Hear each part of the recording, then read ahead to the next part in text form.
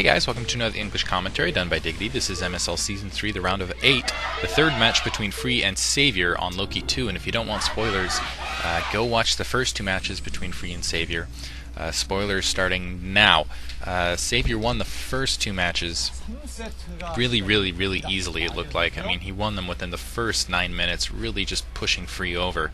But I think this map is going to give Free a little bit more of a chance. Loki II, if you guys aren't familiar with it, there's a north lane, a south lane, and there's a lane in the middle, but it's kind of got this little crunch gap in the middle, and you'll see what I mean when they start pushing out. Otherwise, it's a single map, or a single ramp hold map that leads directly into an actual expansion.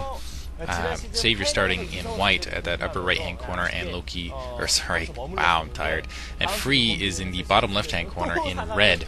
And Savior looks like Free actually is going to put that pylon down at that natural position right there, and that suggests to me that he's going to go that kind of Bisu build where he gets the two cannons down, tries to take a Nexus early, and I think that's a little more viable on a map like this rather than Blue Storm or Python when you end up very close to a player like Savior, simply because there's a decent amount of distance between Free and Savior on this map.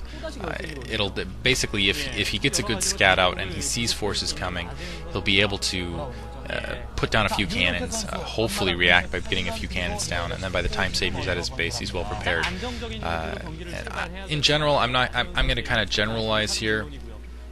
This is a better macro than micro map, in my opinion. You can win with very good macro over a better micro player, in my opinion, which is why I think Free, who's actually, I think, equal to Savior as far as macro goes, I think he'll stand a chance on this map, even though Savior has superior macro. Looks like Savior's blocking his ramp, going to take that protected expansion. Basically, there's another expansion right inside the base. You can see where it's planting it. That's protected. There's no access from the ground aside from basically through that ramp for other players to attack. Free, instead going for the unprotected expansion, is going to put those two cannons out front.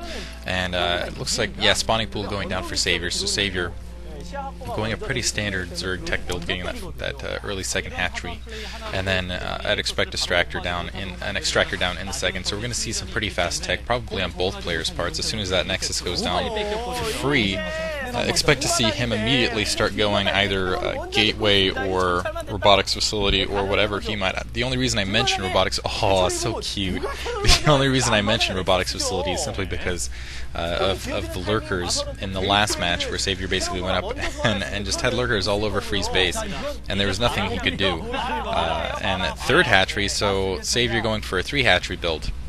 I've seen him do this a couple times, and we'll see where he goes from here, whether he decides to go into Hive Tech or if he's just going to go straight and kind of into a Zergling build. Not a very early spawning pool down, though, so I don't think he's making indications. He does have that Overlord camp there, so he does see the Nexus, and I think that's Assimilator also going up for Free, and I think that's kind of Savior's reaction to that Bisu type build where you get the cannons out the front and you get that early second Nexus. You'll see him immediately go for that third expansion, basically to kind of equalize, to make sure he stays ahead economically, and try to get that macro advantage. And really, that served him well about a handful of times, but I've definitely seen him fall behind, especially against Bisu. I mean, Bisu is, if Savior does make it out of this round and does make it past the winner of the Mind MST, Mania MST match, he's going to most likely be facing Bisu unless Quanro does something amazing. And really, that's going to be an extremely tough match for him. He just is, for whatever reason, he just does not match up against Bisu well. And that's true of that's true of a lot of top tier players. Huaishin, for example, poor Huaishin, I really wanted him to beat Bisu. A lot of people are saying, oh, it sounds like you're rooting for Bisu. No, I really wanted Huaishin to win. Out of the two of them, I really like Huaishin. I really want Huaishin actually to get a championship here and there. And there's that little notch I was talking about in the map. Cybernetics core going up for Free. So Free's going to actually get into that second tier tech pretty quickly here. Let's see if the Hive's already going up for Savior, if they can get kind of the layer going up for Savior, see if we can get a little brush. 2 Zealots going out. Stargate going up for Free, so Free's going to go pretty standard Corsair build. That layer is in fact going for Savior. Savior trying to kick that probe out of his base. He has a decent amount of Zerglings, about 6 Zerglings, and producing more Zerglings. So we see if, well, it looks like Savior's actually kind of threatening to do a kind of Zergling push build, probably a Zergling Muta build. It doesn't look like he's getting that second gas down, which indicates to me that he might not be going. No, he does have a Spire up. He's going to go 4 hatcheries into Spire. I'm surprised he doesn't have either of those gas down in preparation, trying to go those Mutalisks. He can still get a decent group of Mutalisks out. And really, Mutalisks versus Corsairs, it's very difficult for Zerg in that combination, just especially if they try to go Scourges. Most really good micromanagement players like Free. I'm not saying he's a bad micromanagement player earlier when I was saying Savior's better than him. He's just not as good as Savior at micromanagement, in my opinion. He's still excellent. And really, it's when it comes to Scourges versus Corsairs, a huge advantage to Protoss, in my opinion, and immediately getting that robotics facility down. So it doesn't look like he's going to go the Dark Templar build. It looks like he's going to kind of go for a Reaver drop Corsair build. The Corsair, he'll probably just produce that single Corsair, go out, get the scout, see these 4 hatcheries, and then and he might just start pumping Reavers, but he's definitely going to try to get a Reaver drop, my guess, on that protected natural. Obviously, because that protected natural is, even though it's less vulnerable to ground forces, it's definitely more vulnerable to the drop, simply because if you have forces camped at that lower position, they're not necessarily wasted, but they're definitely not helpful. But these Mutalisks could definitely serve, and now you see both those gas modules, nozzles up, extractors up, and Mutalisks coming out shortly. And we'll see how Free responds to this. He's already got that single Corsair. Is he going to continue to basically pump Corsairs to fight this off? Is he going to put cannons in the back of his base? And right now he doesn't have any air defense against that Corsair. Free finally realizing it, but there's that first Mutalisk, and he's going to have to pull back because a lot of Mutalisks out. 2 Scourges to take care of that Corsair also out.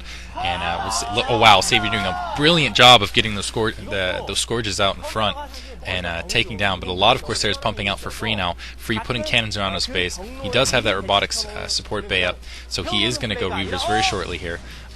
Those cannons, as soon as they come in, Savior's going to have to pull out. Really, I think if he was going to do a lot of damage here, he did manage to take 1 probe on that gas line, but he should go after all the probes that are going after that gas line, just to lay that gas intake for a little bit.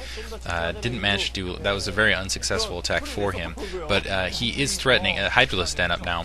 Let's see if he decides to go into a kind of a Lurker build, I don't know, but he has a lot of gas. He could very easily switch right into Hive Tech, get those Ultralisks, get that Swarm down, although Swarm is not very effective against a mass Reaver type build. Looks like I'm not sure if he's deciding to go Dragoon and upgrading Quantum Singularity, kind of doing bluff there, but I think it's more likely that Free right there is going to go air upgrades, and he's going to dedicate to a Reaver Corsair build, and that's going to be very difficult for Savior to fight off. And we'll see, it looks like Savior might just dedicate straight into Hydralisks, or sorry, into Mutalisks, and that first Reaver's out, and we'll see if he decides to load just a single Reaver, or does dual Reaver and support with Corsair, and a large Air Force for Savior at the moment. Looks like he's a full control group of Mutalisks out and a couple Scourges alongside to help. He's really fearing those Corsairs, and he's got Hydralisks out now, so it looks like he's actually going for more kind of a Hydralisk Mutalisk build, and that's interesting. Has a kind of a podge of all units on the ground. He's really going to try to test Free's defenses at the front base here, and Free in the meantime getting that observatory up, not going to make the same mistake he made basically last round, and he's taking that protected expansion now. He's a little cornered in his base. I'm surprised he's letting Savior basically have this much room, and he's not scouting out with Corsairs. I think it's because he fears that Air Force, as you can see, and Savior basically not going to let Free have any free spot. He's going to go out, and looks like he is going to hunt out that probe.